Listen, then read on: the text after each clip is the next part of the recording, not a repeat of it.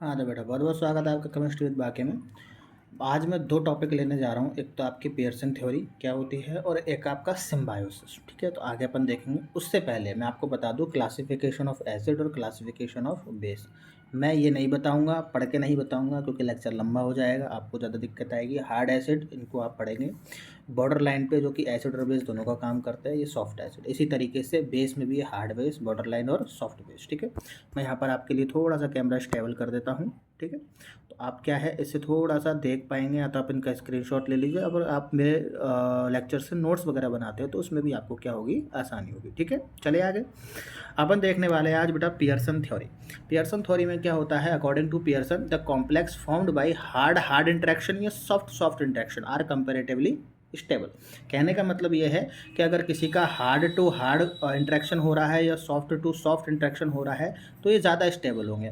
तो सर कम स्टेबल कौन होंगे, लेस स्टेबल कौन होंगे? जैसे कि हार्ड और सॉफ्ट का इंटरेक्शन हो रहा है या सॉफ्ट या हार्ड का इंटरेक्शन हो रहा है, तो ये क्या होंगे, थोड़े से कम स्टेबल होंगे। और ये कौन से होंगे, थोड़े ज़्यादा स्टेबल होंगे। बात समझ में आई? चलो बात समझ में आ गई तो इनके अपने एग्जाम्पल भी देख लेते हैं। ठीक है, अगर मैं बात करूं यहाँ पर, सपोज करो कि एक ए है, एटम एलिमेंट है, और एक बी है, जो कि ये ए है जो है वो हार्ड एसिड है और बी क्या है आपका, हार्ड बेस है। ठीक है, तो ए और बी के बीच में क्या हो जाएगा, इंट्रैक्शन हो जाएगा, एच एच इंट्रैक्शन, यानी कि हार्ड हार्ड इंट्रैक्शन हुआ है, तो ये क्या हो जाएगा आपके पास, थोड़ा स्टेबल हो जाएगा। ए है, बी है, ए क्या है, हार्ड एसिड है, और बी क्या है, सॉफ्ट बेस है। तो यहाँ पर हार्ड और सॉफ्ट के बीच में क्या हुआ, ए बी बन गया, हार्ड और सॉफ्ट के बीच में क्या हुआ, इंट्रैक्शन, तो ये क्या हो जाएगा बेटा आपका, अनस्टेबल। ए और बी में अगर ए सॉफ्ट एसिड है और बी हार्ड बेस है, तो यहाँ पर ए बी बनेगा, तो ये भी क्या, सॉफ्ट और हार्ड इंट्रैक्शन होगा, तो ये भी क्या हो जाएगा बेटा आपका, अनस्टेबल हो जाएगा। ऐसा नहीं है अनस्टेबल है, दिक्कत ये है कि इसके कंपेयर में अनस्टेबल है। इसके कंपेयर में ये वाला जो है उसकी स्टेबिलिटी ज़्यादा है, जैसे कि सॉफ्ट एसिड और सॉफ्ट बेस, ये सॉफ्ट सॉफ्ट इंटरेक्शन हो गया, क्या हो गया, सॉफ्ट सॉफ्ट इंटरेक्शन हो गया, तो ये क्या हो जाएगा बेटा आपका, स्टेबल हो जाएगा। बात समझ में आई? और एग्जांपल्स की अगर मैं बात करूँ, बेसिक एग्जांपल्स की, तो यहाँ पर मैं बात करूँ तो Ag(F2- जो है आपका, Ag(F2- कॉम्प्लेक्स जो है ये लेस स्टेबल है। क्यों? क्योंकि it is formed by interaction between the soft acid. Soft acid कौन सा है, Ag+, यानी कि मैं यहाँ पर लिख दूँ कि यहाँ पर मैं लिख दूँ S। Ag+ क्या है, सॉफ्ट एसिड है, और F- जो क्या था वो हार्ड बेस था। F- क्या था, वो हार्ड बेस था। तो यहाँ पर सॉलिड, सॉरी यहाँ पर सॉफ्ट और हार्ड इंट्रैक्शन हुआ है। क्या हुआ है, सॉफ्ट और हार्ड इंट्रैक्शन हुआ है, तो इसलिए क्या है बेटा, ये कॉम्प्लेक्स पूरा का पूरा लेस स्टेबल होता है। ठीक है, that's why it is unstable complex while Ag क्या है, सॉफ्ट है, और I2 भी क्या है, Ag सॉफ्ट और I2 क्या है, सॉफ्ट बेस है। I2 क्या है, सॉफ्ट बेस है, और Ag क्या है, सॉफ्ट एसिड है। तो यहाँ पर सॉफ्ट सॉफ्ट इंट्रैक्शन अगर हुआ है तो ये कॉम्प्लेक्स जो है वो थोड़ा सा क्या है, स्टेबल है, क्वाइट स्टेबल है। उसके कंपेयर में क्या है, उसके कंपेयर में थोड़ा स्टेबल हो जाएगा। बात समझ में आई? बात समझ में आई? इसीलिए यहाँ पर एक रिएक्शन भी दे रखी है स्पॉन्टेनिटी की, स्पॉन्टेनियस रिएक्शन भी अपन इसको बोल सकते हैं, कॉपर फ्लोराइड का और लिथियम आयोडाइड का।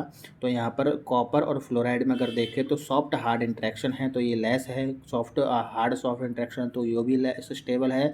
यहाँ पर सॉफ्ट और सॉफ्ट इंट्रैक्शन अगर हो गया, यहाँ पर देखो कॉपर सॉफ्ट है और ये सॉफ्ट, ठीक है, तो लिथियम भी सॉफ्ट, ये भी सॉफ्ट, तो यहाँ पर soft soft sorry hard, soft कहाँ से हो जाएगा, लिथियम।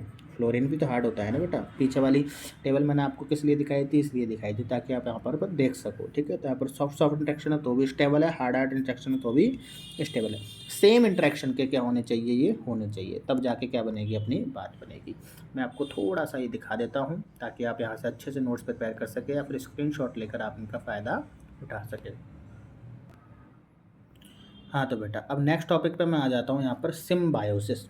कौन सा टॉपिक है बेटा यहाँ पर नेक्स्ट, सिम्बायोसिस।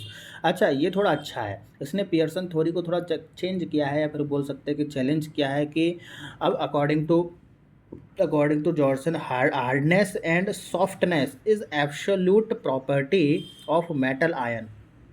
प्रॉपर्टी तो है ये मेटल आयन की, but also depends upon the group attached with this metal ion, ठीक है। तो इसका मतलब कहने का मतलब क्या है कि आपको ये तो हमको चलो हमने तो ये तो मान लिया कि सॉफ्टनेस और हार्डनेस तो मेटल आयंस की प्रॉपर्टी है ही है, लेकिन ये डिपेंड किस पे करती है, ये डिपेंड करती है उस ग्रुप पे जो कि मेटल आयन से क्या है जुड़ा हुआ है, उस ग्रुप पे। कौन सा ग्रुप? Side group. कौन सा ग्रुप? Side group. आगे देखेंगे, बहुत इंटरेस्टिंग है बात। एग्जाम्पल से इसने समझाया है कि B3 प्लस है, ठीक है, ion is border line. B3 क्या है? बॉर्डर। आप पीछे जब वो टेबल देखोगे तो बॉर्डर लाइन एटम्स के अंदर आता है B3 प्लस, ठीक है। तो बॉर्डर लाइन है, लेकिन BH3 तो बिहेव कर रहा है सॉफ्ट एसिड की तरह, जबकि B तो बॉर्डर लाइन है। तो कैसे कर सकता है? तो ये सॉफ्ट एसिड की तरह बिहेव कैसे कर रहा है, यही तो जानना है। क्यों? क्योंकि presence of soft H minus ion. क्योंकि बी के पास तो कुछ नहीं है, ये बॉर्डर है, लेकिन जैसे ही BH3 आया तो BH3 के पास क्या आ गया? आपका H माइनस आयन आ गया। अब इस H माइनस आयन की वजह से पूरे बी की भी क्या हो गई? प्रॉपर्टी बदल गई, ठीक है। तो पूरी की पूरी बी की क्या कर गई? प्रॉपर्टी बदल गई। इसलिए जब बी अगर बॉर्डर लाइन था तो BH3 क्या हो गया? अपने आप ऑटोमेटिकली आपका सॉफ्ट एसिड हो गया। क्यों? बिकॉज यहाँ पर H3 माइनस आयन अटैच हो गया। तो मेटल आयन की अगर बात करें तो हार्डनेस सॉफ्टनेस किस पर डिपेंड करे? उसके अदर ग्रुप्स, यानी कि उसके ग्रुप्स से, साइड ग्रुप से जो उसके साथ क्या है बेटा यहाँ पर अटैच है। ऐसे ही सिमिलरली BCl3 भी बिहेव करता है, क्योंकि B तो आपका बॉर्डर लाइन है ही है, लेकिन Cl क्या हो जाएगा आपका? लेकिन Cl जो है आपका जैसे ही जुड़ेगा तो किस में कन्वर्ट हो जाएगा? हार्ड एसिड में। किस में कन्वर्ट हो जाएगा? हार्ड एसिड में। तो होता है डिपेंडेंस ऑफ सॉफ्टनेस और हार्डनेस ऑफ सेंटर एटम, यानी कि सेंट्रल एटम की हार्डनेस और सॉफ्टनेस जो होती है वो डिपेंड करती है किसके प्रेजेंस पे? अनदर ग्रुप, जो कि उससे डायरेक्टली जुड़ा होता है। किससे?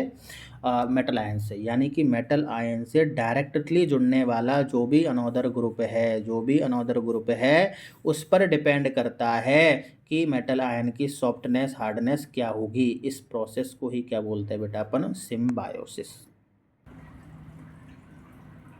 ठीक है बेटा। तो एग्जाम्पल की बात करूँ तो BF3 इज कंपेरेटिवली हार्ड होता है। क्यों? क्योंकि इसके पास टेंडेंसी होती है इंटरेक्ट करने की, किसके साथ? F minus ion, harder F minus ion के साथ, इसलिए क्या है? वो हार्ड हो गया। अब BF3 हार्ड हो गया, लेकिन BH3 क्या है? सॉफ्ट है। क्यों? क्योंकि BH3 के पास टेंडेंसी है किसके साथ जुड़ने की? H माइनस सॉफ्ट आयन के साथ जुड़ने की। ये BF3 है जो कि हार्ड है, F माइनस से जुड़ गया, हार्ड। क्यों पता चला अपन को BF3 हार्ड है? क्योंकि जुड़ा किससे है? F माइनस से है। तो क्या बना लेगा? BF माइनस, जो कि क्या हो जाएगा? स्टेबल प्रोडक्ट हो जाएगा। क्यों? क्योंकि हार्ड हार्ड इंट्रैक्शन होगा। समझ में आई? BH3 क्या है? आपका सॉफ्ट है। ये किससे? H माइनस सॉफ्ट से जुड़ेगा तो BH4 माइनस हो जाएगा और स्टेबल कंपाउंड बनाएगा। क्यों? क्योंकि सॉफ्ट सॉफ्ट क्या है? सॉफ्ट सॉफ्ट इंट्रैक्शन है, जो कि क्या होता है अपने पास? स्टेबल कंपाउंड्स बनता है, ठीक है, या यौगिक बनते हैं, जिसको अपन बोल सकते हैं। तो बहुत बहुत धन्यवाद आपका। अगर आपको दोनों कंसेप्ट समझ में आए तो वीडियो को लाइक कर देना, शेयर कर देना, चैनल को कर देना सब्सक्राइब, ठीक है। मिलता है नेक्स्ट लेक्चर में नई वीडियो के साथ।